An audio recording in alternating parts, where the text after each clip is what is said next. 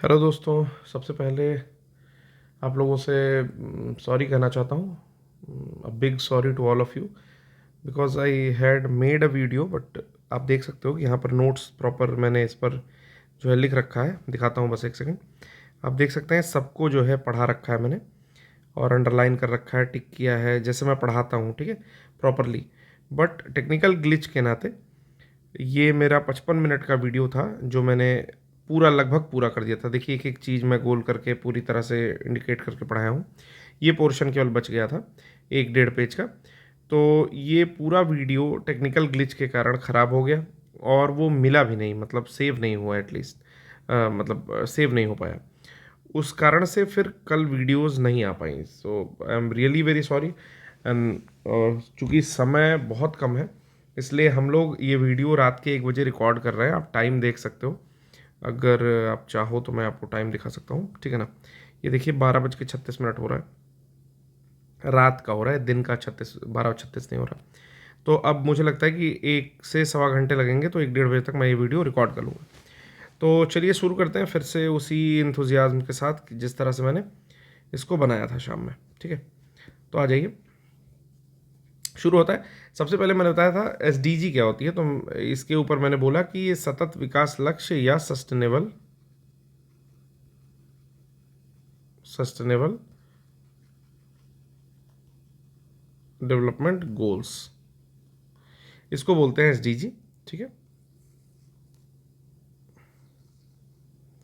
Sustainable development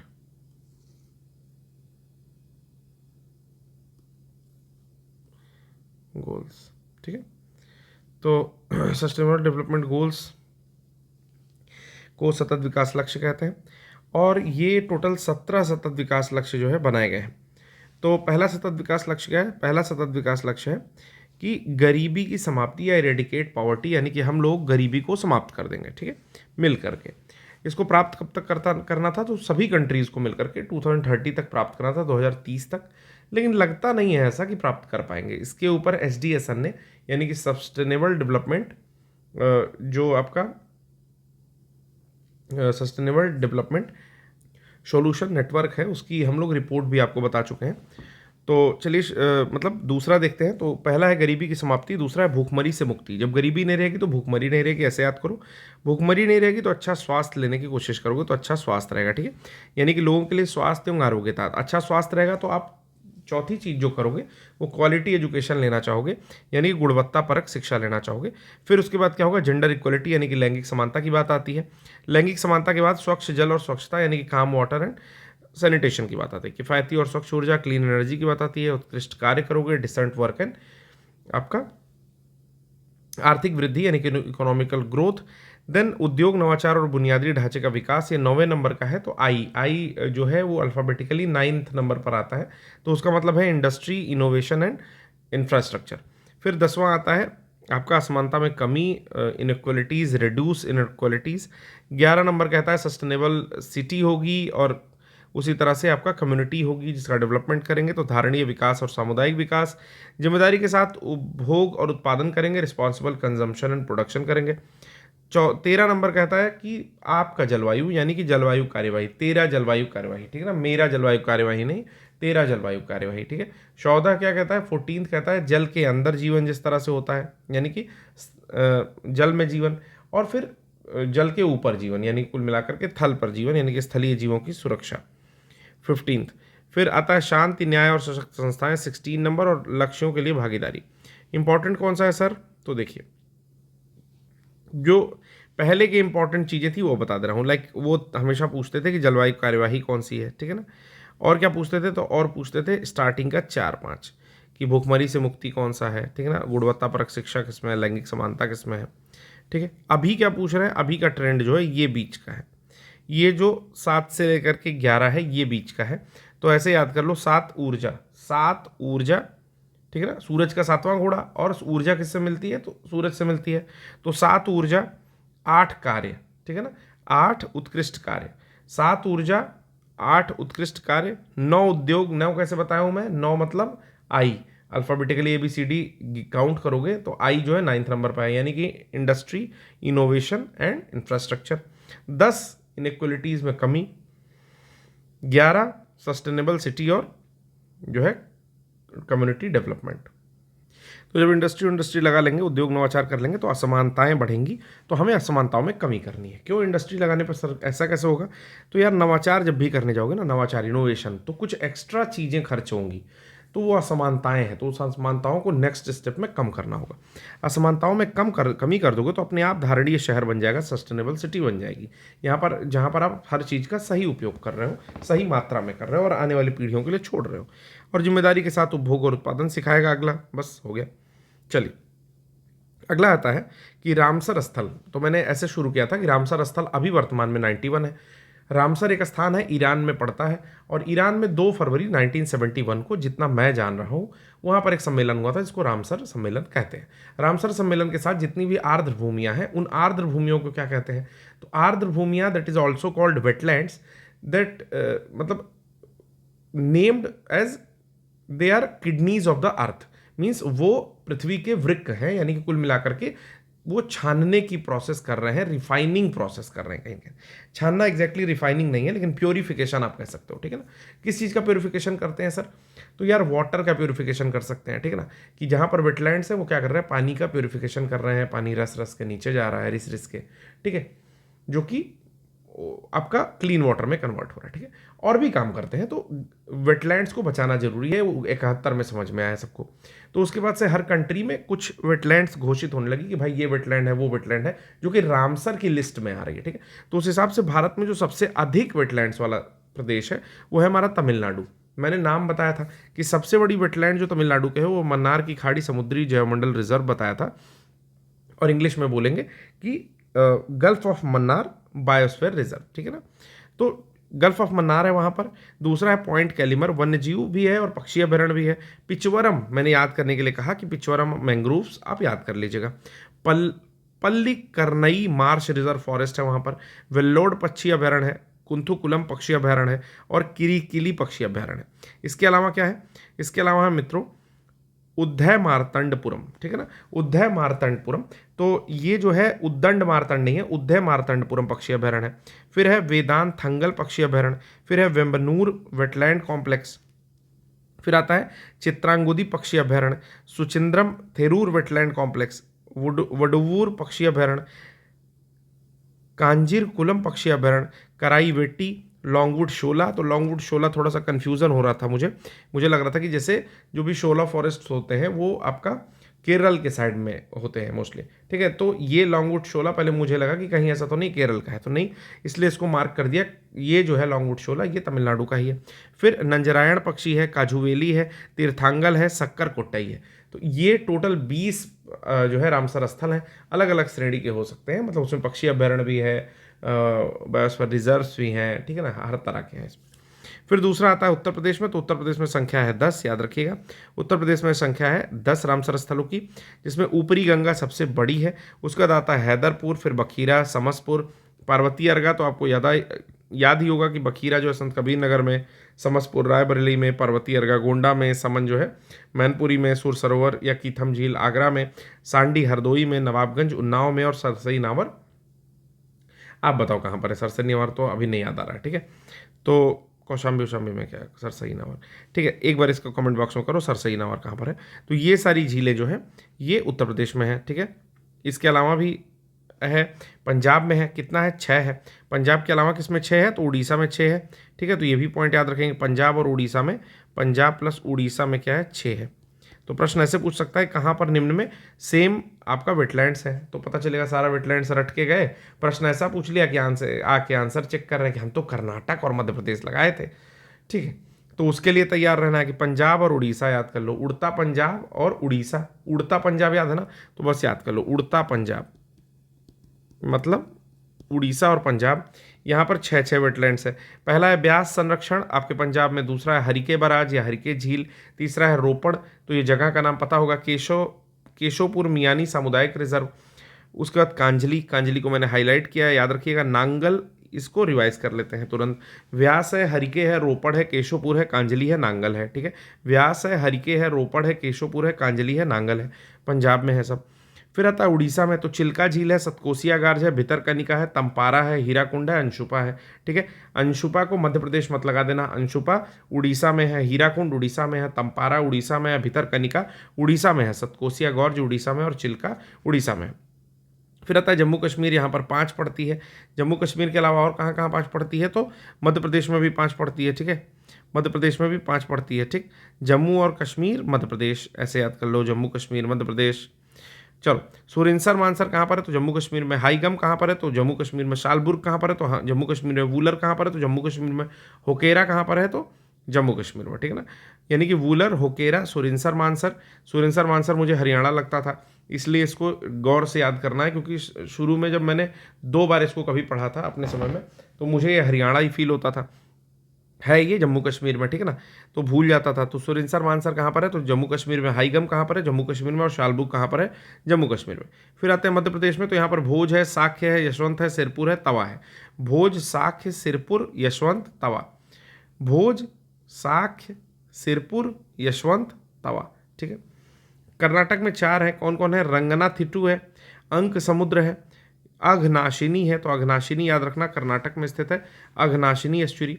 Magdhi केरे है, मगधी केरे अभी 23 में, और अघनाशिनी भी अभी 23 में शामिल हुआ है। ठीक है, अंक समुद्र भी 23 में ही शामिल हुआ है। फिर आता है गुजरात में, तो गुजरात में भी 4 है।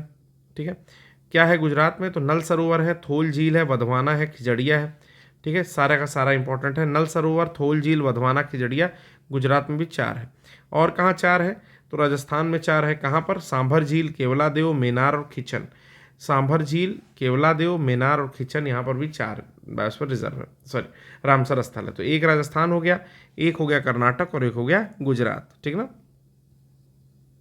गुजरात, गुजराज लिख लो, गुजराज ने नाटक कर दिया, गजराज ने नाटक कर दिया। ठीक है ना, तो हर जगह, तीनों जगह 4 है। गजराज से याद करो, गुजरात और राजस्थान, गजराज, और नाटक मतलब कर्नाटक। तो चाहे गुजरात ले लो, उसमें भी 4 अक्षर है, चाहे गजराज ले लो, उसमें भी 4 अक्षर है, और कर्नाटक में भी 4 अक्षर है, यानी कि 4 टोटल यहाँ पर रामसर स्थल पड़ते हैं। कौन कौन से, तो अंक समुद्र, अघनाशिनी, मगधी केरे और रंगनाथिट्टू कर्नाटक में।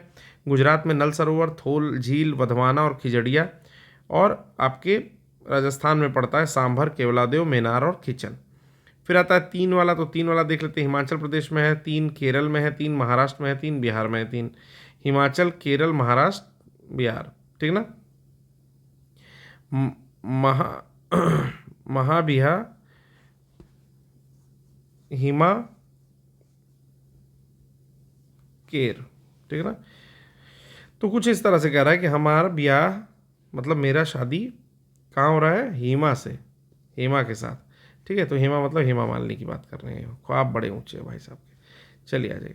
तो सबसे पहले याद करना चाहते हैं, बिना जुगाड़ के याद करेंगे। सबसे पहले हिमाचल प्रदेश में देखिए 3 है, पोंग है, चंद्रताल है और रेणुका है। तो रेणुका सबसे छोटा, याद रखिएगा, सब में सबसे छोटा कौन है, रेणुका है। तो रेणुका को तो भूलना नहीं है। तो पोंग, चंद्रताल और रेणुका है सबसे छोटी आर्द्रभूमि है। केरल में आती है वेम्बनाद, कोल, अष्टमुडी और शास्तम कोट्टा। वेम्बनाद, अष्टमुडी और शास्तम कोट्टा आती है केरल में। महाराष्ट्र में क्या आती है, नांदूर, मधमेश्वर, लोनार, ठाणे। नांदूर, मधमेश्वर, लोनार और ठाणे जो है महाराष्ट्र में आती है। ठीक है, फिर देखते हैं, फिर इसी प्रकार जब हम लोग पढ़ेंगे महाराष्ट्र का, तो वहाँ पर नादूर, मधमेश्वर, लोनार और ठाणे हमने पढ़ लिया।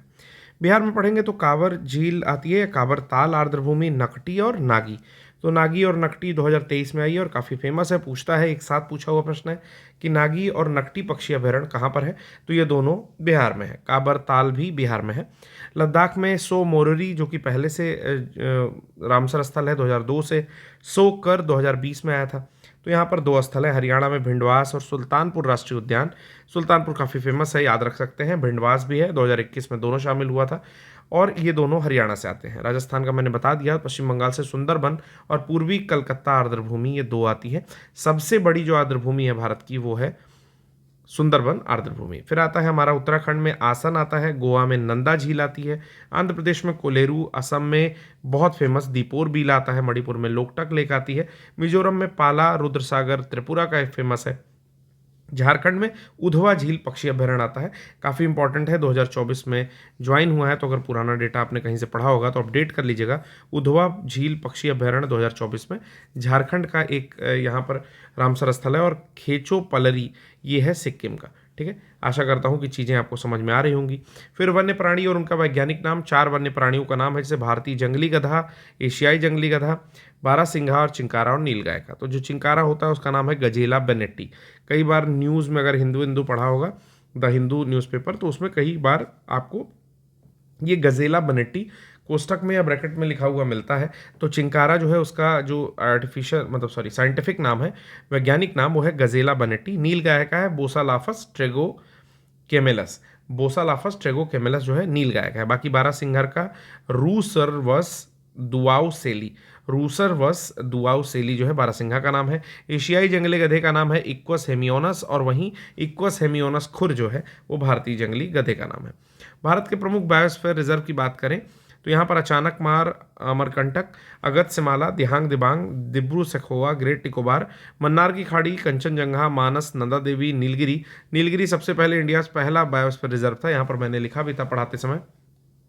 ठीक है, दोबारा लेक्चर रिकॉर्ड हो रहा है, फिर भी मैं बता दे रहा हूँ कि नीलगिरी 1986 में ज्वाइन हुआ था और भारत का पहला बायोस्फीयर रिजर्व था। फिर आता है नोकरेक, पंचमढ़ी, सिमलीपाल, सुंदरबन, कच्छ शीत मरुस्थल, ठीक है, कोल्ड डेजर्ट जिसको बोलते हैं, शेषाचलम पहाड़ियाँ, पन्ना, ये सभी आपके बायोस्फीयर रिजर्व हैं। टोटल 18 बायोस्फीयर रिजर्व हैं भारत में। ठीक है ना। प्रमुख जो है भारत के प्रमुख टाइगर रिजर्व की बात की जाए तो कार्बेट है, जिसको पहले हेली नेशनल पार्क बोलते थे, ये उत्तराखंड में है। बांदीपुर में बांदीपुर कर्नाटक में है। मानस असम में है। पलामू झारखंड में है। रणथंभौर राजस्थान में। सिमलीपाल उड़ीसा में। ठीक है, इसके अलावा सुंदरबन पश्चिम बंगाल में। कान्हा आपके मध्य प्रदेश में। मेलघाट टाइगर रिजर्व महाराष्ट्र में है, याद रखिएगा, मेलघाट टाइगर रिजर्व महाराष्ट्र में है। पेरियार केरल में। सरिस्का राजस्थान में। नामदफा अरुणाचल प्रदेश में। नागार्जुन सागर श्रीशैलम आंध्र प्रदेश में। अमराबाद तेलंगाना में है। अमराबाद तेलंगाना में है। इंद्रावती जो है टाइगर रिजर्व वो छत्तीसगढ़ में है। बुक्सा टाइगर रिजर्व पश्चिम बंगाल में है। दुधवा कतरनिया घाट उत्तर प्रदेश में है। कालाकाड मुंडन थुरई तमिलनाडु में है। वाल्मीकि बिहार में है। पेंच मध्य प्रदेश में। बांधवगढ़ मध्य प्रदेश में। पन्ना मध्य प्रदेश में। दम्फा मिजोरम में। तादोबा अंधेरी महाराष्ट्र में। तादोबा अंधेरी महाराष्ट्र में। भद्रा कर्नाटक में। नमेरी असम में। पेंच महाराष्ट्र में। बोरी सतपुड़ा मध्य प्रदेश में। पक्के या पाखुई अरुणाचल प्रदेश में। अन्नामलाई तमिलनाडु में। उदंती और सीता नदी छत्तीसगढ़ में। सतकोसिया उड़ीसा में। काजीरंगा असम में। अचानकमर छत्तीसगढ़ में। डांडेली अंशी जो है वो भी कर्नाटक में है। संजय दुबरी मध्य प्रदेश में। और मुदुमराई तमिलनाडु में। ठीक है, समय कम है इसलिए मैं इसको रिवाइज नहीं करूंगा। नागरहोल कर्नाटक में। पराम्बिकुलम केरल में। सह्याद्री महाराष्ट्र में। कावल तेलंगाना में। फिर BRT कर्नाटक में है, जिसका नाम है बिलिगिरी रंगनाथ मंदिर। सत्यमंगलम तमिलनाडु में। मुकुंदरा हिल्स राजस्थान में। पूछा हुआ है मुकुंदरा हिल्स कहाँ स्थित है, तो याद रखेंगे राजस्थान में स्थित है।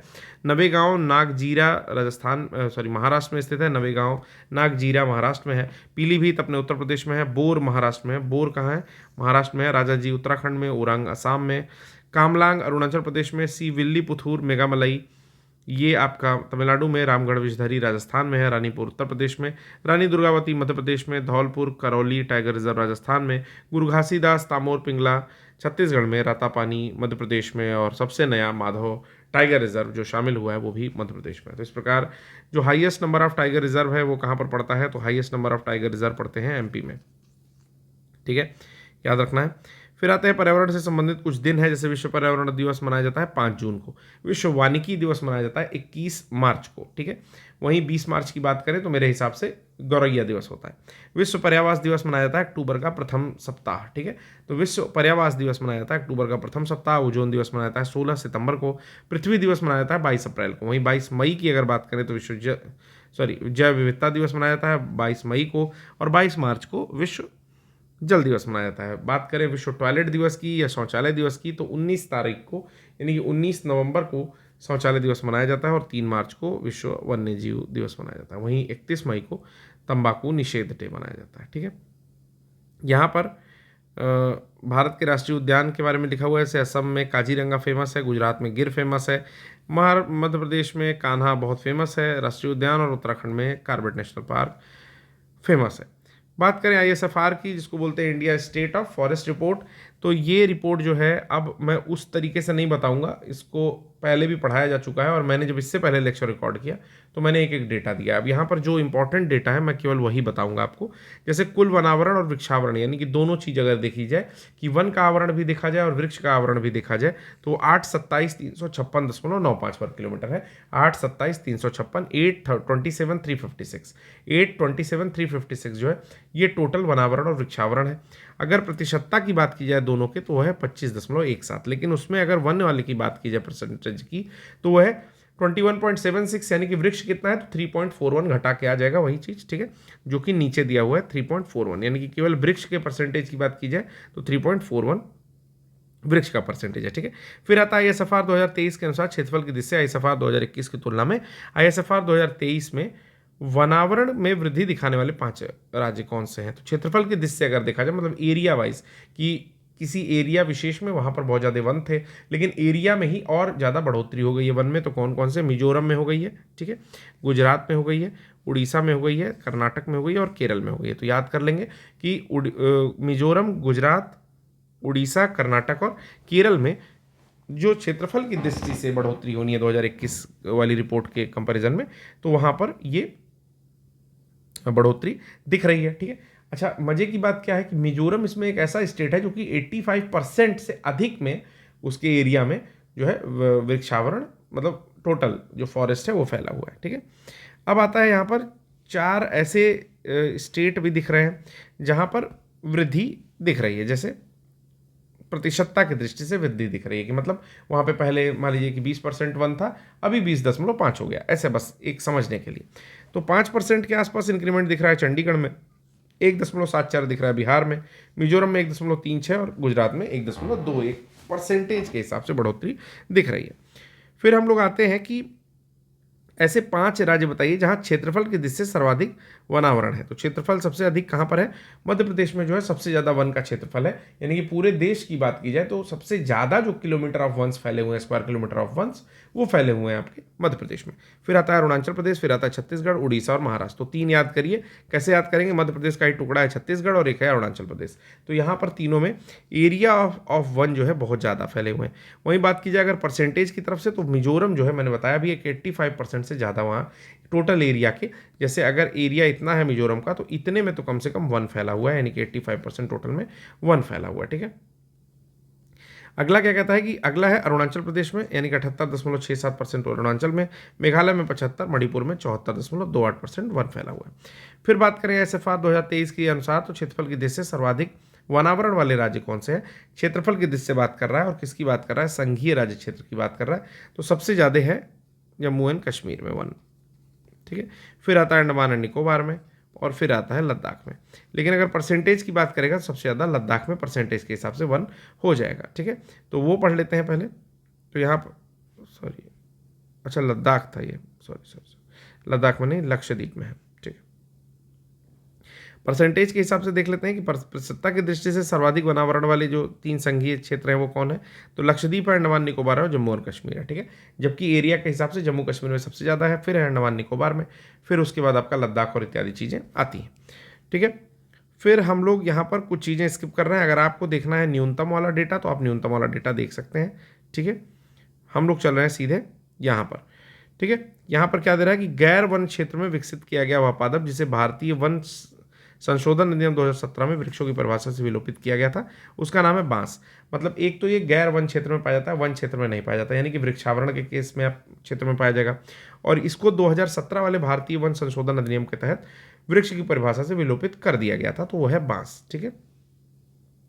फिर कहता है कि जहाँ पर 2100 से 6000 mm की बारिश होती है, अंतः ज्वारी एंड की टाइड्स आते हैं, वहाँ पर लवण सहने वाला, यानी कि सलाइन वाटर में जिंदा रहने वाला ऐसा वैश्विक समुदाय जो कि ट्रॉपिकल और सब ट्रॉपिकल पार्ट में पाया जाता है, वो क्या है? मैंग्रोव्स है, ठीक है। और भारत में ये दक्षिण एशिया के संपूर्ण मैंग्रोव वनस्पति का 3% है। और भारत में भी सबसे ज़्यादा कहाँ है? तो पश्चिम बंगाल में है। और पश्चिम बंगाल में भी सबसे ज़्यादा कहाँ है? तो दक्षिण 24 परगना जो बंगाल का है वहाँ पर सबसे ज़्यादा मैंग्रोव्स पाए जाते हैं। अच्छा, पश्चिम बंगाल के अलावा कहाँ कहाँ मैंग्रोव्स पाए जाते हैं? तो गुजरात और अंडमान निकोबार के अलावा आंध्र प्रदेश में भी मैंग्रोव्स की संख्या पाई जाती है, मतलब परसेंटेज में, ठीक है। फिर इसमें ISFR की और भी रिपोर्ट दी हुई है, ठीक है ना। तो कुछ रिपोर्ट्स जो इसमें हैं वो आप चाहो तो स्क्रीनशॉट ले लो, मैं स्क्रीन थोड़ी छोटी कर दे रहा हूँ क्योंकि फालतू चीज़ें मैं अभी नहीं पढ़ा पाऊंगा। जो एग्जाम के लिए इंपॉर्टेंट है मैंने उतनी चीज़ें आपको बताई हैं, ठीक है। अगर बात किया जाए कि उत्तर प्रदेश में कुल वनावरण, अब उत्तर प्रदेश के ऊपर सीधे चले आते हैं, आ जाइए। 4 जगह पर मैंग्रोव पाए जाते हैं, दक्षिण 24 परगना, कच्छ, उत्तरी अंडमान और केंद्रपाड़ा। ये 4 जगहें कौन सी हैं? तो डिस्ट्रिक्ट वाइज 4 जगह हैं जहाँ पर मैंग्रोव पाए जाते हैं। बात करें उत्तर प्रदेश की तो कुल वनावरण कितना है उत्तर प्रदेश का? 15,045.80 है, ठीक है, जो कि राज्य के कुल भौगोलिक क्षेत्रफल का 6.24% है। यानी कि भारत में, सॉरी, उत्तर प्रदेश में 15,045.80 टोटल वनावरण है, जो कि 6.24% अपना रखता है। वहीं उत्तर प्रदेश में वृक्षावरण की बात की जाए तो टोटल 8950 यानी कि 8,950 है वर्ग किलोमीटर में, जो कि राज्य के कुल भौगोलिक क्षेत्रफल का 3.72% रखता है। और अगर दोनों को जोड़ दिया जाए तो वृक्षावरण और वनावरण जो है मिलकर के 23,996.72 वर्ग किलोमीटर आता है, ठीक है। अगर न्यूनतम वनावरण वाली प्रतिशतता वाली बात की जाए, यानी कि इतना बड़ा स्टेट है, इसमें कितना कम, यानी कि ये जो है यहाँ पर वन नहीं है। अगर इस तरह के न्यूनतम वन वाली बात की जाए, वन नहीं, ठीक है ना, इतने न्यूनतम वाली बात की जाए तो संभल में न्यूनतम है भदोही और मैनपुरी। संभल में सबसे कम परसेंटेज के हिसाब से वन है, उसके बाद है आपका भदोही में, फिर है मैनपुरी में। वहीं उत्तर प्रदेश में अगर वनावरण वाली बात की जाए प्रतिशतता वाली, तो सोनभद्र में सबसे ज़्यादा है, चंदौली में उसके बाद और श्रावस्ती में उसके बाद, ठीक है ना। फिर कहता है न्यूनतम वनावरण क्षेत्र वाले राज्य हैं। फिर विश्व की बात कर लेते हैं। जैसे वन क्षेत्र के संदर्भ में अगर 3 देशों को देखा जाए कि कहाँ कहाँ पर वन सबसे ज़्यादा है, तो याद रखिए रूसी संघ जो है वहाँ पर है, फिर ब्राज़ील में है क्योंकि ब्राज़ील में अमेजन फॉरेस्ट है, और फिर आता है आपका कनाडा। तो इन 3 देशों में वन क्षेत्र के संदर्भ में सबसे ज़्यादा वन पाए जाते हैं, ठीक है। भारत में क्षेत्रफल की दृष्टि से सर्वाधिक जो मैंग्रोव आच्छादित राज्य है वो पश्चिम बंगाल है, मैंने बता भी दिया आपको। बाकी GFRA अगर देखा जाए, यानी ग्लोबल फॉरेस्ट रिसोर्सेज असेसमेंट के तहत विश्व के वनों एवं उसके प्रबंधन की नियमित निगरानी कौन करता है? तो फाओ करता है, UN की संस्था है, UN फाओ या फाओ, ठीक है। अब चलते हैं, हम लोग देख लेते हैं कहाँ कहाँ पर जो है कौन कौन से आपके बायोस्फीयर रिजर्व्स हैं। जैसे ग्रेट हिमालयन राष्ट्रीय उद्यान, ये है 2014 में शामिल हुआ था, ये है आपके कुल्लू में, ठीक है ना। फिर आता है कालका शिमला रेल, ये भी शिमला में है। ली कार्बोजिए वास्तुकार, ये 2016 में शामिल हुआ था, ये कैपिटल कॉम्प्लेक्स यानी कि चंडीगढ़ में है, ठीक है ना। ली कार्बोजिए का वास्तुकला जो भी है वहाँ पर, ठीक है। फिर राजस्थान के पहाड़ी किले 2013 में शामिल हुए थे, राजस्थान में है। वहीं केवलादेव जो है राष्ट्रीय उद्यान, ये आपका आता है भरतपुर के पास, ठीक है, जयपुर में, ठीक है ना, सॉरी भरतपुर के पास, ठीक है। फिर आता है जंतर मंतर 2010 में, ये भी आपके जयपुर में आता है। रानी की वाव 2014 में पटना में, पाटन में आता है, ठीक है, 2014 में। फिर सैंधव स्थल धौलावीरा, ये आपके गुजरात में है। फिर एलिफेंटा की गुफाएं, एलोरा की गुफाएं, अजंता की गुफाएं, ये सब महाराष्ट्र में है। विक्टोरियन गॉथिक शैली के 8 डेको इंसेम्बल्स 2018 में शामिल हुए थे। गॉथिक एक विशेष प्रकार की शैली है जो कि आपको इस शैली का एक जो शायद गिरजाघर बोलेंगे, उसको चर्च बोलेंगे, वो पाया जाता है आपके इलाहाबाद में भी। तो आप डालोगे तो एक गॉथिक शैली का मिलेगा वहाँ पर। अब मुझे एग्जैक्टली उसका प्लेस नहीं याद आ रहा है, नहीं तो मैं आपको प्लेस भी उसका बता देता, शायद सिविल लाइंस के आसपास में ही वो कहीं पर पड़ता है। फिर छत्रपति टर्मिनस, शिवाजी टर्मिनस को CST बोलते हैं, विक्टोरिया 2004 में शामिल हुआ था। गोवा के चर्च एवं कॉन्वेंट शामिल हुए थे। होयसल मंदिर समूह 2013 में शामिल हुआ, कर्नाटका का है। पश्चिमी घाट शामिल हो चुका है। नीलगिरी पर्वतीय रेल या नीलगिरी की जो माउंटेन रेलवे है 1999 में शामिल हुआ था, ठीक है। ऊटी है बाकी। गंगई कोंड चोलपुर, तंजावुर महान चोल मंदिर, ठीक ना, दरासुरम, ये सब आपके तमिलनाडु के हैं। महाबलीपुरम स्मारकों का समूह है यहाँ पर, ठीक है। फिर हम्पी में हम्पी के स्मारक समूह 1996 में रामप्पा मंदिर शामिल हुआ था 2021 में, जो कि आपका बनवाया गया था रुद्रम्मा देवी के द्वारा, ठीक है ना। कोणार्क का सूर्य मंदिर शामिल हो चुका है। सुंदरवन शामिल हो चुका है। काजीरंगा नेशनल पार्क, शांति निकेतन शामिल हो चुका है 2023 में। महाबोधि मंदिर जो है 2002 में शामिल हुआ था। बाकी कंचनजंगा जो है सिक्किम का, ये मिक्स्ड नेशनल पार्क श्रेणी में या मिक्स्ड श्रेणी में शामिल हुआ है, ठीक है। दिल्ली में आपके लाल किला परिसर, हुमायूं मकबरा, कुतुब मीनार स्मारक, आगरा का ताजमहल, फतेहपुर सीकरी, ये साला हो ही चुका है। इसके बाद नंदा देवी और फूलों की घाटी राष्ट्रीय उद्यान, ये उत्तराखंड से हो चुका है, ठीक है। तो एक ही फोटो में सारा दिया हुआ है, अलग अलग करना था लेकिन ठीक है जो दे दिया है। फिर से मैंग्रोव का ही यहाँ पर आवरण दे रहा है, परिवर्तन दे रहा है, तो मैंग्रोव के आवरण को फिर से नहीं देखेंगे, हम लोग पढ़ चुके हैं। यहाँ पर आते हैं राज्यों में वनावरण की स्थिति देख लेते हैं, ठीक है। तो उत्तर प्रदेश की बात ही करेंगे। उत्तर प्रदेश में सर्वाधिक वनावरण वाले सोनभद्र है, लखीमपुर खीरी और मिर्जापुर है। न्यूनतम वाले हैं संत कबीर नगर, जिसको संत रविदास नगर, जिसको हम लोग भदोही कहते हैं, मऊ है और संभल है। तो ये 6 याद कर लीजिए, ठीक है।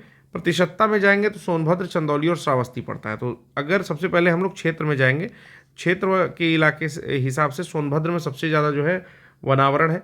कहाँ पर? तो उत्तर प्रदेश के अंदर लखीमपुर खीरी में है, फिर मिर्जापुर में पड़ता है। वहीं अगर न्यूनतम की बात करें तो भदोही, मऊ और संभल में पड़ता है, ठीक है। फिर बिहार वाले बिहार का देख सकते हैं कि भाबुआ यानी कि कैमूर में, पश्चिमी चंपारण में, जमुई में यहाँ पर सबसे ज़्यादा वनावरण पड़ता है। वहीं शेखपुरा, अरवल और बक्सर में सबसे कम वनावरण मिलता है, ठीक है। बाकी इसमें कुछ भी पढ़ने लायक नहीं है, तो इसको छोड़ देंगे, ठीक है। अब आते हैं सबसे इंपॉर्टेंट पॉइंट पर, जहाँ से प्रश्न आने की संभावना 100% है और 100% प्रश्न आते भी आते हैं, ठीक है। चलिए इसको ध्यान से पढ़ेंगे। 1971 में रामसर कन्वेंशन मैंने बताया पास हुआ था आर्द्रभूमि संरक्षण के लिए, यानी कि वेटलैंड कंजर्वेशन के लिए, वेटलैंड कंजर्वेशन के लिए है ये। फिर 1972 में स्टॉकहोम सम्मेलन हुआ था, स्टॉकहोल्म सम्मेलन, ठीक ना, स्टॉकहोम हुआ था। मानव पर्यावरण का पहला वैश्विक सम्मेलन था, यानी कि ऐसे समझ लीजिए कि मनुष्य का जो भी पर्यावरण है, ठीक है, या पर्यावरण जो है और मनुष्य उसके बारे में चिंतित हो रहा है, तो पहला जो वैश्विक सम्मेलन करता है वो स्टॉकहोम सम्मेलन करता है 1972 में। 1973 में साइट्स का सम्मेलन होता है, जो भी लुप्तप्रिय प्रजाति हैं उनके व्यापार पर नियंत्रण लगाने के लिए। तो इसका फुल फॉर्म भी वही है कि यहाँ पर, तो फुल फॉर्म क्या हो जाता है? Convention on international trade in endangered species of wild fauna and flora. तो ये चीज़ याद रखेंगे कि जो साइट्स का फुल फॉर्म है, तो उसमें कन्वेंशन ऑन इंटरनेशनल ट्रेड, ठीक है, ट्रेड, तो सबसे पहले ट्रेड की बात करता है, तो यहाँ पर ट्रेड एक इंपॉर्टेंट पॉइंट है। दूसरा क्या है? इंडेंजर्ड स्पीसीज की बात करता है, लेकिन इसमें इंडेंजर्ड स्पीसीज में भी wild fauna and flora. Flora मतलब फूल पौधे, वनस्पतियां, और फौना मतलब जीव जंतु, यानी कि दोनों की ही बात करता है। तो ये पॉइंट कभी कोई पूछ लेता है कि क्या केवल जीव जंतुओं के लिए है, तो नहीं भाई, केवल जीव जंतुओं के लिए नहीं है। यहाँ पर जो है लुप्तप्राय प्रजाति बोली जा रही है, तो उसमें पेड़ पौधे भी आ सकते हैं, ठीक है। 1979 में बॉन कन्वेंशन हुआ था। बॉन कन्वेंशन याद कर लीजिए कि जो भी प्रवासी है, माइग्रेटरी बर्ड्स उड्स आती हैं, प्रवासी प्रजातियां हैं, उनके लिए जो है बॉन कन्वेंशन आया था 1979 में। 1985 की बात करें तो वियना कन्वेंशन आया था। Vienna convention is early stage of Montreal protocol, कि पहले वियना कन्वेंशन आता है, मॉन्ट्रियल 87 में आया था, उसके 2 साल पहले 85 में वियना कन्वेंशन आया था ओजोन की सुरक्षा के लिए, ठीक है। ओजोन की मोटाई नापते हैं डॉब्सन में, ठीक है ना। अब आता है 1987 में मॉन्ट्रियल प्रोटोकॉल। तो मॉन्ट्रियल प्रोटोकॉल कब आता है? 2 साल बाद आता है। ओजोन हानिकारक पदार्थों को कम करना, यानी कि जो भी आपके CFCs हैं, ठीक है ना, CFCs यानी कि क्लोरोफ्लोरोकार्बन्स हैं, उससे पता चलता है कि ओजोन में उसके कारण छिद्र होता है। छिद्र का मतलब ये जो डॉब्सन होती है ना, मोटाई नापने की, ओजोन की मोटाई नापती है, तो वही कम हो जाती है ओजोन की मात्रा वहाँ पर। तो ओजोन की मात्रा का मतलब जस्ट लाइक ए छेद, ठीक है ना। तो ये जो है मॉन्ट्रियल प्रोटोकॉल आया था। फिर आता है बेसल कन्वेंशन, जो भी खतरनाक अपशिष्ट है उनके अंतर्राष्ट्रीय परिवहन पर रोक लगाता है। बेसल कन्वेंशन 1989 में आता है, ठीक है ना। फिर 1992 में पता नहीं कौन न्यून कन्वेंशन आया, इसको तो मैं नहीं पढ़ पा रहा हूँ, ठीक है। जलवायु परिवर्तन पर फ्रेमवर्क आता है। तो बेसिकली 1992 में अर्थ समिट आई थी, तो मुझे लगता है ये वही होगा, ठीक है ना। ये रियो समिट या अर्थ समिट इसको बोलते हैं, ये वही होगा, ठीक है ना। डीडीबी लिख दिया है कुछ। तो जलवायु परिवर्तन पर फ्रेमवर्क आता है, ठीक है। इसमें UNFCCC और UNCCD ये सारी चीज़ें इसी में आती हैं, ठीक है ना। फिर 1992 में CBD भी आता है, जैव विविधता पर कन्वेंशन, यानी कि बायोडाइवर्सिटी संरक्षण पर, बायोडाइवर्सिटी कंजर्वेशन पर एक और जो है कन्वेंशन आता है, ठीक। अब यहीं से चीज़ें, अच्छा रियो सम्मेलन भी अलग से दिया है, तो भगवान जाने ये ऊपर क्या दिया है, ये यही जान सकता है। तो पर्यावरण विकास पर संयुक्त राष्ट्र सम्मेलन आता है, पर्यावरण और विकास पर, यानी कि इन्वायरमेंट एंड डेवलपमेंट पर संयुक्त राष्ट्र सम्मेलन आता है, ठीक है। तो इसको बोलते हैं UNCED बोलेंगे, United nation convention on environment and development, ठीक है ना। फिर आता है UNCCD 94 में, UNCCD 94 में आता है मरुस्थलीकरण से निपटने के लिए फिर आता है क्योटो प्रोटोकॉल। तो याद रखिएगा क्योटो प्रोटोकॉल क्यों आता है? GHG के लिए आता है, GHG ग्रीन हाउस गैसेस के लिए, ठीक है। क्योटो कहाँ का शहर है? तो क्योटो है जापान का शहर, यानी कि ये प्रोटोकॉल वहीं साइन होता है और ग्रीन हाउस गैसेस के इमिशन को रोकने के लिए होता है कि भाई जो डेवलप्ड कंट्रीज़ हैं वो इमिशन बहुत ज़्यादा कर चुकी हैं, तो डेवलपिंग को थोड़ा बहुत करने दिया जाए, आप लोग कर्ब करिए, यानी कि रोक लगाइए, कटौती करिए। क्योटो प्रोटोकॉल आता तो है 1997 में, लेकिन ये खराब टाइप का प्रोटोकॉल है। वो लागू होते होते 4-5 साल बिताता है, 2002 के आसपास आता है। मुझे लगता है इंडिया तो 2005 में शामिल हुआ है। ठीक है। फिर नेक्स्ट आता है रॉटरडैम कन्वेंशन, खतरनाक रसायनों पर होता है। तो रॉटरडैम बस नाम याद रखना। रॉटरडैम कन्वेंशन जो आता है 1998 में आता है। कार्टेजेना प्रोटोकॉल 2000 में आ रहा है, सीबीडी के तहत आता है, यानी कि कन्वेंशन ऑन बायोडाइवर्सिटी के तहत ही कार्टेजेना प्रोटोकॉल आता है। 2001 में स्टॉकहोम फिर से आता है। स्थायी जैविक प्रदूषकों पर, यानी कि जो स्टेबल आपके ऑर्गेनिक पॉल्यूटेंट्स हैं, ठीक है ना, उनको लेकर उनके नियंत्रण पर आता है। फिर दो जोहान्सबर्ग में छोड़ दे रहा हूँ, ठीक है, जोहान्सबर्ग में छोड़ दे रहा हूँ, आप भी छोड़ सकते हैं, कोई दिक्कत नहीं है। नागोया याद रखना यार, 2010 में नागोया आया था। आनुवांशिक संसाधन पर न्याय संगत लाभ साझा करना, कि जैसे अगर आप जेनेटिक मटेरियल कुछ बना रहे हो तो ऐसा नहीं कि केवल अपने देश में बनाए, अपने देश में उन चीज़ों में जो है चेंजेस कर लिए, अपने देश को आगे बढ़ा रहे हो, बाकी को नहीं शेयर कर रहे हो। तो यहाँ पर शेयरिंग की बात करता है कि न्याय संगत जो लाभ है उसको शेयर करिए आनुवांशिक संसाधनों पर, ठीक है ना। नागोया प्रोटोकॉल में कहा गया था।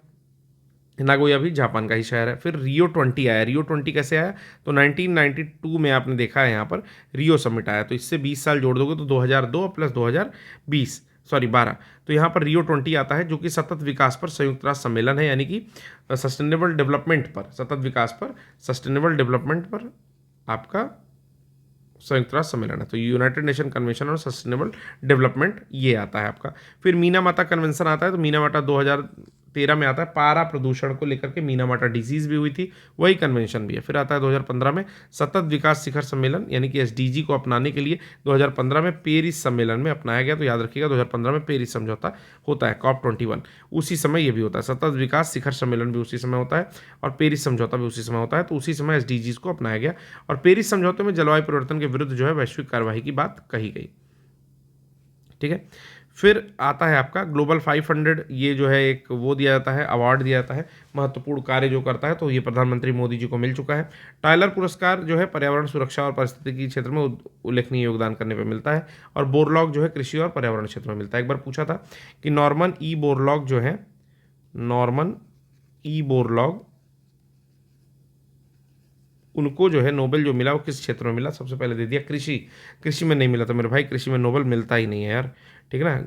कृषि में नहीं मिलता है, गणित में नहीं मिलता है, ये सब चीज़ें याद रखनी है कि चिकित्सा में मिलता है, भौतिकी में मिलता है, अर्थशास्त्र में मिलता है, साहित्य में मिलता है, ठीक है ना। पीस में मिलता है, सबसे इंपॉर्टेंट क्या है, पीस में मिलता है। और एक और मिलता है, एक किस में मिलता है, तो एक केमिस्ट्री में योगदान करने पे मिलता है, ठीक है। मैथ में नहीं मिलता, मैथ में उसके यहाँ पर एबल प्राइज होता है, ठीक है। और किस में नहीं मिलता, तो और इसमें नहीं मिलता आपका जो है कृषि विषय में नहीं मिलता है, ठीक है। अच्छा, किसके नाम पर दिया था, तो ये सब आपको पता ही होगा, ठीक है ना। वहाँ डेनमार्क के एक व्यक्ति थे जिनका नाम था आपका अल्फ्रेड नोबल, तो एटम बम बम बनाए थे, तो बहुत सारी संपत्ति थी, तो उसी संपत्ति का जो इंटरेस्ट इकट्ठा होता है वही सब दिया जाता है। क्रोन दिया था, स्वीडिश क्रोन, आई थिंक, जहाँ तक मैं जानूँ, ठीक है। स्वीडिश क्रोन मुद्रा है, ठीक है। एक सेकंड देखता हूँ। अच्छा अच्छा, ठीक ठीक ठीक ठीक, इसमें कुछ बच भी गया यार, किगाली संशोधन बच गया। देखो किगाली बहुत इंपॉर्टेंट है, ठीक है। आपको बताना है कि ये किसकी राजधानी है, रवांडा या युगांडा। आंसर जरूर करना, आंसर जरूर करना, क्योंकि मैच ऑफ द फॉलोइंग में यही क्वेश्चन पूछा हुआ था। किगाली संशोधन हुआ है 2016 में, एचएफसी को हटाने के लिए, यानी कि मॉन्ट्रियल प्रोटोकॉल के तहत ही उसका एक्सटेंशन है किगाली, ठीक है ना। 2018 में 2024 वाला काटो वाइस हुआ था, UNFCCC के तहत हुआ था, ठीक है। मैड्रिड में 2025 में, 2027 में शर्म एल शेख में होता। COP 27 तक दिया हुआ है, ठीक है। COP 28 के बारे में इसमें जानकारी नहीं दी हुई है। तो इसमें आगे बढ़ चुकी हैं चीज़ें, जैसे COP 28 और COP 29। COP 29, तो 29 में बाकू अजरबैजान यहाँ हुआ है, ठीक है ना। और COP 28 जो है वो जहाँ तक मुझे याद है UAE में ये हुआ था, ठीक है। फिर आता है पर्यावरण संरक्षण के लिए कुछ पुरस्कार दिए थे, जैसे इंदिरा गांधी पर्यावरण पुरस्कार दिया था भारत सरकार द्वारा। अमृता देवी बिश्नोई जो है वन्य जीव सुरक्षा पुरस्कार दिया जाता है, ठीक है। राजीव गांधी दिया जाता है, डॉक्टर सलीम अली दिया जाता है, फेलोशिप पुरस्कार है वन्य जीव संरक्षण और अनुसंधान के लिए। मरुस्थल पारिस्थितिकी फेलोशिप पुरस्कार दिया जाता है, राष्ट्रीय फेलोशिप दिया जाता है। UNEP's चैंपियंस ऑफ द अर्थ, ये भी मोदी जी को मिल चुका है। तो UNEP जो है विश्व भर में पर्यावरण संरक्षण में महत्वपूर्ण योगदान देने के लिए देती है। फिर गोल्डमैन एनवायरमेंटल प्राइज विश्व भर के जमीनी स्तर पर पर्यावरण कार्यकर्ताओं को ये मिलता है, ठीक है। बाकी मैं बता चुका हूँ। फिर आता है कुछ यहाँ पर आंदोलन है और उससे संबंधित व्यक्ति हैं, ठीक है ना। अच्छा, पहले शब्द है और उससे संबंधित व्यक्ति हैं। शब्द जैसे ग्रीन डेवलपमेंट शब्द कौन दिया है, तो WM एडम्स दिए हैं, कैसे भी याद कर लो यार। ग्रीन डेवलपमेंट WM एडम्स दिए हैं। प्राकृतिक खेती का मसानोबु फुकुओका दिए हैं। पारिस्थितिकी तंत्र का टांसले दिए हैं। कैसे याद करेंगे, तो इसको बोलते हैं इकोसिस्टम। इकोसिस्टम तो टी से याद कर लो, टांसले, ठीक है ना। वहीं इकोलॉजिकल नीश का दिए हैं ग्रेनल, जोसेफ ग्रेनल, बस ग्रेनल याद करो। इकोलॉजिकल नीश का दिए हैं Joseph granal. Green house gas को दिए हैं जोसेफ फूरियर, जोसेफ फूरियर। जैव विविधता को दिए हैं रोसन, वॉल्टर जी रोसन। बायोस्फीयर रिजर्व को दिए हैं एडवर्ड सुएस, या स्वेस भी कभी कभी लिख के आता है, तो एडवर्ड सुएस याद रखना। बायोस्फीयर रिजर्व को। इकोटोन को दिए हैं क्लेमेंट्स, ठीक है, इकोटोन को दिए हैं क्लेमेंट्स। ये सब घलुआ प्रश्न है, अगर इसको याद कर लेंगे, अगर आ गया तो पूरा नंबर मिल जाएगा। अगला चलते हैं, अगला क्या है कि कुछ आंदोलन हुए थे उनसे संबंधित नेता। जैसे चिपको आंदोलन कहाँ हुआ था, उत्तराखंड टेहरी में हो रहा था। सुंदरलाल बहुगुणा अगुवाई कर रहे थे। कर क्या रहे थे, महिलाओं को, उस क्षेत्र के लोगों को इकट्ठा कर लिया और पेड़ों को पकड़ के आलिंगन कर रहे थे, ठीक है। कह रहे थे पेड़ काटने से पहले हमको काटो, वो तो कही कि सरकार अच्छी थी, ठीक है। तो आता है अगला अपिक्को आंदोलन। अपिक्को आंदोलन कहाँ हुआ था, कर्नाटक में हुआ था, सेम उसी पैटर्न पे। यहाँ पर थे पांडुरंग हेगड़े, ठीक ना, पांडुरंग हेगड़े। अब इनको आप पूजा हेगड़े से मत लगा दीजिएगा कि पूजा हेगड़े एक एक्ट्रेस है, ठीक है, उससे मैं लगा दूंगा ना, ना, पूजा हेगड़े दूसरी हैं। पांडुरंग हो सकता है परिवार एक ही हो, दूर से चाचा मामा भतीजा फूफा फूफा फूफी की लड़की हो, लेकिन पांडुरंग हेगड़े जो है पश्चिमी घाट के वनों में इनकी रक्षा के लिए इस आंदोलन की शुरुआत किए थे, अपिक्को आंदोलन की। तो अपिक्को आंदोलन पहले हुआ था, ठीक है ना। फिर आता है आपका नर्मदा बचाओ। तो इसमें एक व्यक्ति हैं मेधा पाटेकर, जिनके भी लास्ट टू लास्ट ईयर मुझे लगता है 2-3 साल पहले डेथ हुई है। तो नर्मदा नदी पर एक बड़े बांधों के खिलाफ आंदोलन की थी मेधा पाटेकर जी, ठीक है, बहुत फेमस है ये मेधा पाटेकर। फिर आता है साइलेंट वैली।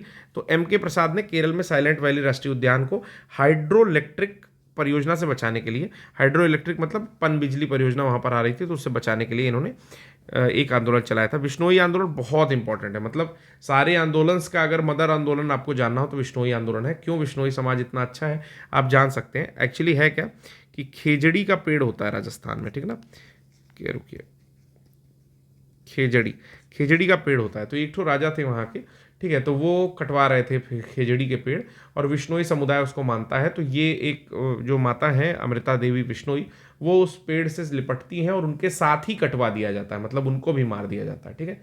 तो ये आंदोलन फिर व्यापक रूप पकड़ लेता है, मतलब जो भी हुआ फिर।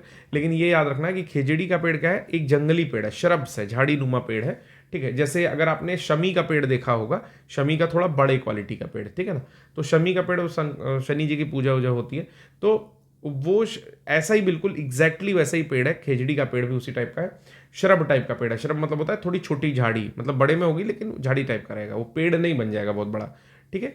मतलब 4 फुट तक जाएगा, 4 हो सकता है, बड़े भी होते हो, 5-6 भी होते हो। मैंने जो देखा फोटो वोटो में वो मुझे पता है 4-4.5 फुट के होते हैं, और ऐसे झाड़ी टाइप के होते हैं, मतलब बहुत मोटे तने नहीं होते उनके। तो ये बहुत पवित्र माना जाता है खेजड़ी का पेड़। अच्छा, इससे और क्या पता चलता है कि लाइक पवित्र मानना हमारे कल्चर में इसे कि लोग सब बेवकूफ़ है, उनको कैसे बताओ कि ऑक्सीजन क्या होती है, साइंटिस्ट कैसे बताएंगे, पुराने जो ऋषि महर्षि हैं। तो उन्हें बता दिया, पवित्रता से, धर्म से जोड़ दिया कि भाई ये ऐसा करना चाहिए। धर्म उसलिए आया था, ठीक है, धर्म को ब्लाइंडली लोग फॉलो करते हैं, बट धर्म उसलिए आया था कि लाइक नेचर को आम जनमानस से जोड़ने के लिए समबडी क्वाइंड द वर्ड कि धर्म होगा, रिलीजन होगा, लोग ऐसे करेंगे।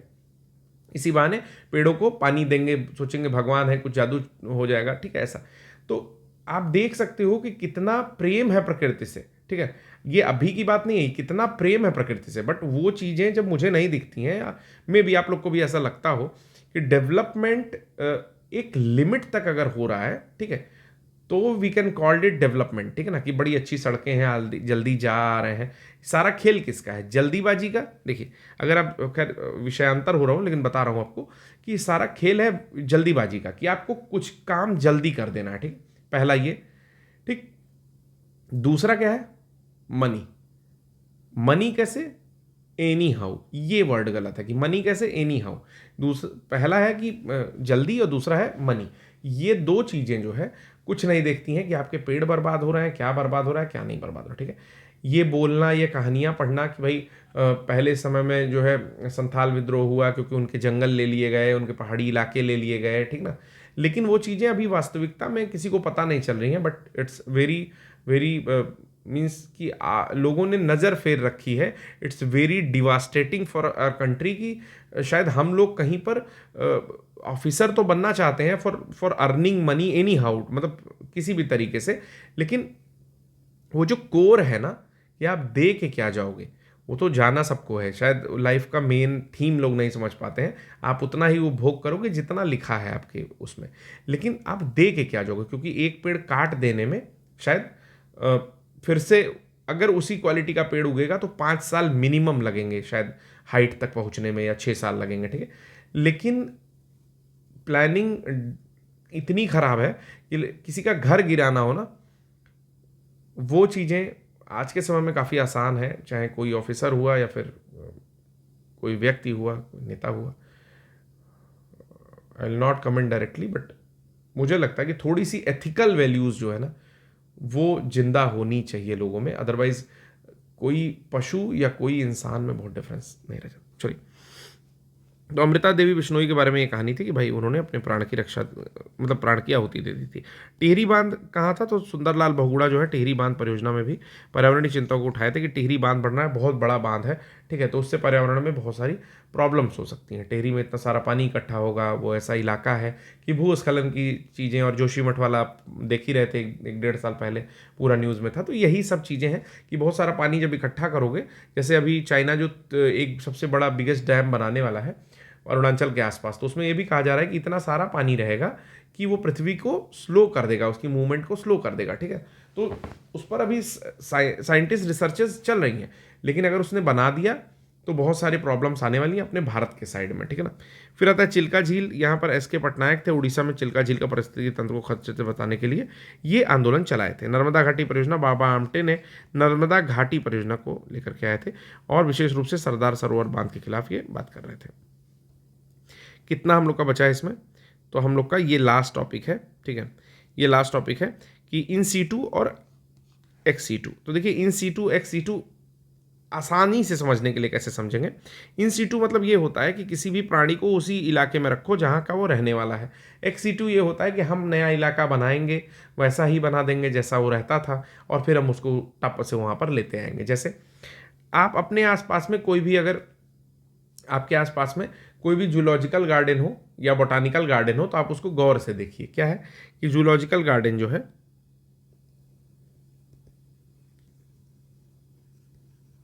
जूलॉजिकल गार्डन जो है, उसमें क्या होता है कि कहीं से खींच के ले आते हैं कि यहाँ नामीबिया से चीता आया, तो नामीबिया से चीता आया, तो आप बताओ कि क्या एक्स सीटू है कि इन सीटू है, स्वस्थाने है कि परस्थाने है, क्या बोलते हैं हिंदी में, बाह्य स्थाने।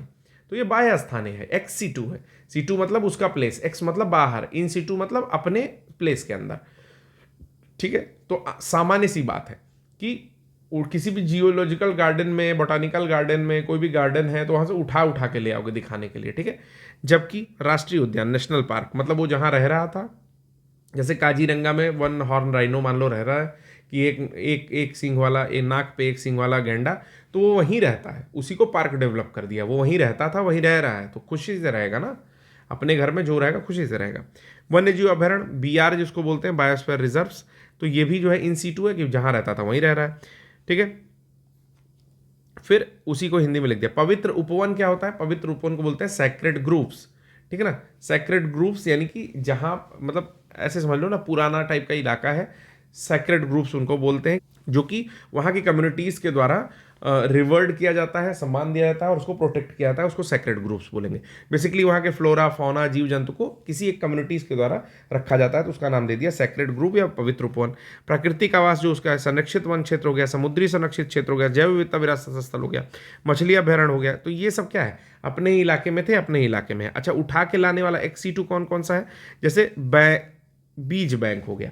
बीज कहाँ हुआ, बीज हुआ आपका USA में, उठा के ले आए उसको इंडिया में और बो दिए, ठीक है, तो ये बीज बैंक पहला। जीन बैंक हो गया, जीन है आपका, ठीक है, जैसे जीन डेटा बैंक बनाया गया ना इंडिया में, तो जीन है आपका, ठीक है, और उसको ले जाके स्टोर कर दिए कहीं तमिलनाडु में, ठीक है। फिर है पराग बैंक, इसी प्रकार जो पराग कण होते हैं उनको। ऊतक संवर्धन, टिश्यू कल्चर, इसमें भी तो यही होता है कि आपके शरीर से निकाल लिया टिश्यू, ले जाके लेबोरेटरी में ठंडा करके रख दिया उसको।